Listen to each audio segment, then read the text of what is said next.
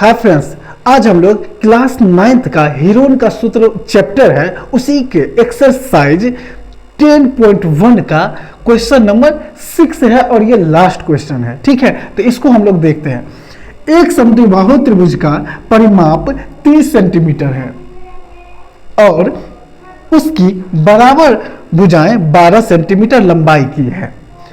इस त्रिभुज का क्षेत्रफल ज्ञात कीजिए। देखो, एक समद्विबाहु त्रिभुज दिया है और तुम लोग को पता है कि समद्विबाहु त्रिभुज उस त्रिभुज को कहते हैं जिसमें दो भुजा बराबर होता है। तो बराबर वाली भुजा जो है वो 12 सेंटीमीटर है, यानी एक 12 सेंटीमीटर है तो दूसरा भी 12 सेंटीमीटर होगा और उसका परिमाप कितना है 30 सेंटीमीटर।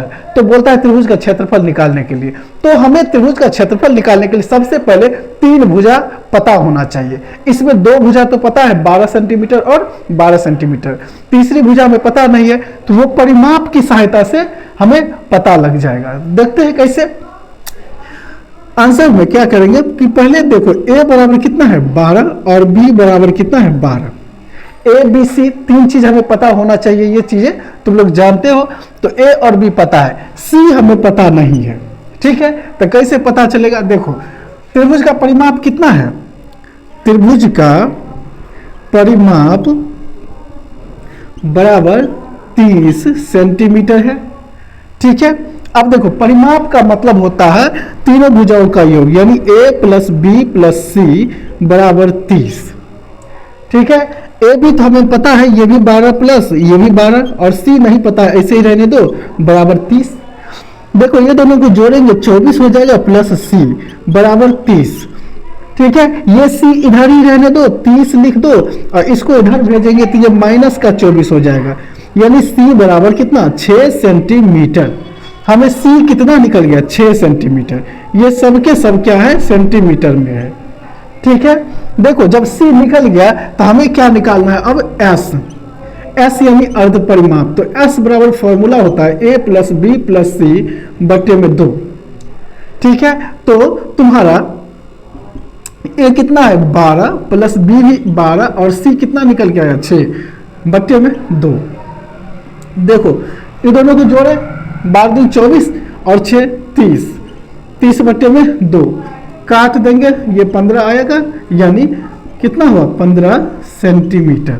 हमारा अर्ध परिमाप कितना आया 15 सेंटीमीटर। ये वैसे यहां से भी पता चल रहा है, अगर परिमाप दिया है 30 सेंटीमीटर, अर्ध परिमाप का मतलब आधा परिमाप, परिमाप का आधा, तो वो 30 का आधा 15 हो जाएगा। वैसे भी हमें पता था, लेकिन ये फॉर्मेलिटी तुमको दिखाना होगा। ठीक है, अब देखो जब S पता चल गया तो हम सीधा हीरोन सूत्र से, हीरोन